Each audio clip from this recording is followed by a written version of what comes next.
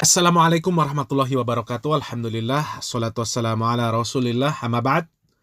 Kaum muslimin yang dirahmati oleh Allah subhanahu wa ta'ala. Viral video seorang wanita yang sedang mengaji atau membaca Al-Quran di sebuah acara maulid. Kemudian naiklah beberapa orang laki-laki yang kemudian memberikan saweran seperti biduan. Bahkan ada yang sampai memasukkan uang saweran ke dalam jilbab wanita tersebut. Na'udzubillah min dzalik. Dan lagi-lagi inilah hasil dari berbuat atau beramal dengan suatu amalan yang penting niatnya baik, tanpa menggunakan kaidah-kaidah syarat diterimanya sebuah ibadah, di mana ibadah mempunyai syarat. Bagaimana agar diterima oleh Allah subhanahu wa ta'ala? Yang pertama adalah niat. Yang kedua al-ittiba. Di dalam beribadah niatnya harus dilandasi dengan keikhlasan. Artinya apapun bentuk ibadah dan pekerjaan atau amalan yang kita lakukan haruslah ikhlas semata-mata mengharap balasan dari Allah subhanahu wa ta'ala. Tidak mengharapkan sesuatu selain dari Allah subhanahu wa ta'ala, meskipun hanya sekedar pujian atau sanjungan dari makhluk.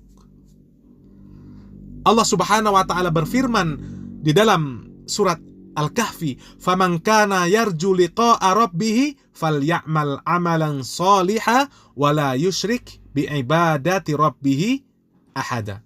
Barang siapa yang mengharapkan perjumpaan dengan Robnya, maka hendaklah dia mengerjakan amalan yang soleh dan janganlah dia mempersekutukan sesuatu pun di dalam beribadah kepada Allah subhanahu wa ta'ala.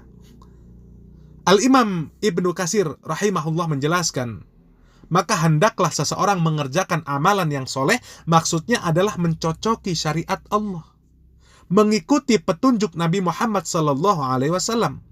Dan janganlah dia mempersekutukan sesuatu pun di dalam beribadah kepada Allah subhanahu wa ta'ala. Maksudnya selalu mengharap pahala dari Allah subhanahu wa ta'ala dan tidak berbuat syirik.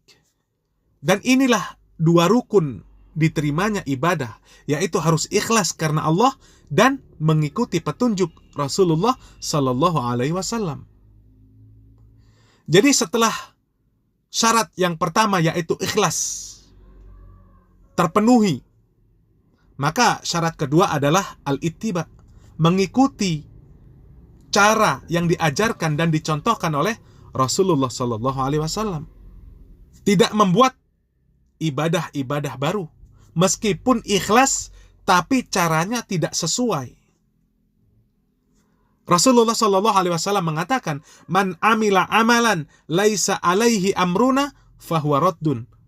Barang siapa yang melakukan sebuah perbuatan, sebuah amalan, laisa alaihi amruna, yang tidak ada atas kami perintahnya, fahuwa raddun, maka amalan tersebut tertolak.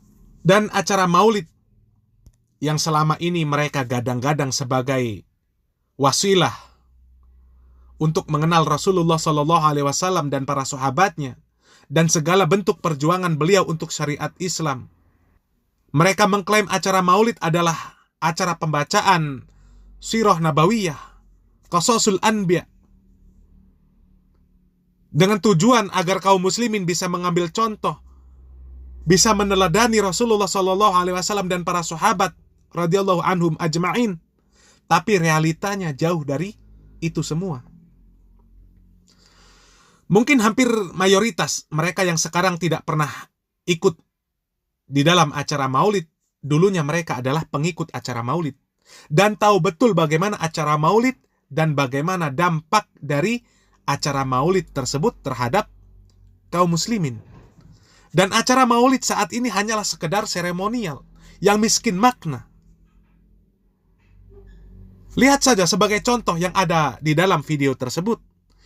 Itu adalah sebuah kelakuan yang tidak beradab, di mana orang yang sedang membaca Al-Quran disawer seperti biduan, la haula wala quwata illa billah.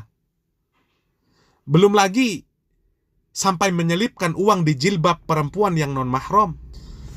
Padahal Rasulullah Shallallahu Alaihi Wasallam bersabda di dalam hadis riwayat Tabrani, li ayyut ana fi ra'si ahadikum bimakhitim min hadid khairul lahu min ayyamassam ra'atan la tahillulah. Sesungguhnya seandainya kepala seseorang dari kalian ditusuk dengan jarum yang terbuat dari besi, itu lebih baik baginya daripada menyentuh wanita yang tidak halal. Belum lagi pelanggaran-pelanggaran syariat yang lain. Tidak sedikit kita menyaksikan ketika acara maulid dilaksanakan ba'da zuhur sampai asar. Kemudian ketika azan asar dikumandangkan, mereka pulang. Bahkan banyak yang tidak sholat. Dan ini banyak terjadi. Insya Allah banyak yang menyaksikan fenomena yang seperti ini. Belum lagi kemudian yang didatangkan untuk mengisi acara tersebut dicari yang lucu, yang bisa membuat jamaah tertawa terkekeh-kekeh, sehingga sepanjang majelis maulid dilalui dengan gelak tawa. Padahal Rasulullah Shallallahu Alaihi Wasallam mengatakan, "Walladzi nafsu Muhammadin biyadi, lau ta'lamuna ma a'lamu, labakaitum kasiran, waladohiktum qalilan."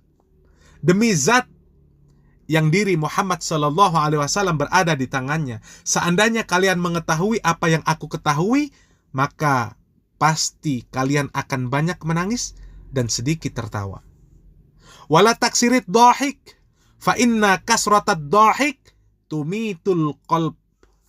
Dan janganlah kalian terlalu banyak tertawa. Sesungguhnya terlalu banyak tertawa dapat mematikan hati. Rawahu Tirmizi. Jadi kaum muslimin yang dirahmati oleh Allah Subhanahu wa taala, bagaimana agar kita bisa keluar dari tata cara ibadah yang tidak sesuai dengan syariat yang dibawa oleh Rasulullah Sallallahu Alaihi Wasallam? Tidak lain adalah dengan menuntut ilmu. Rasulullah Sallallahu Alaihi Wasallam mengatakan, "Wa man salaka tariqan yaltamisu fihi ilman, sahhalallah bihi tariqan ilal jannah." Siapa yang menempuh jalan untuk mencari ilmu, maka Allah akan memudahkan baginya jalan menuju surga. Hadis ini ma'ruf. Tidak ada kaum muslimin yang tidak pernah mendengar hadis ini, kecuali mereka yang tidak pernah belajar.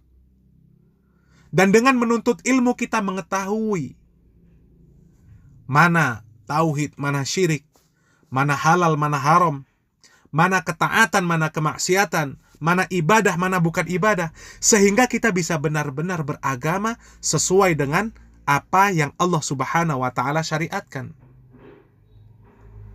Kemudian dengan baiknya agama kita, Allah Subhanahu wa taala akan memudahkan bagi kita masuk ke dalam surganya. Apa yang sedikit kami sampaikan mudah-mudahan bermanfaat. Barakallahu fikum. Wassalamualaikum warahmatullahi wabarakatuh.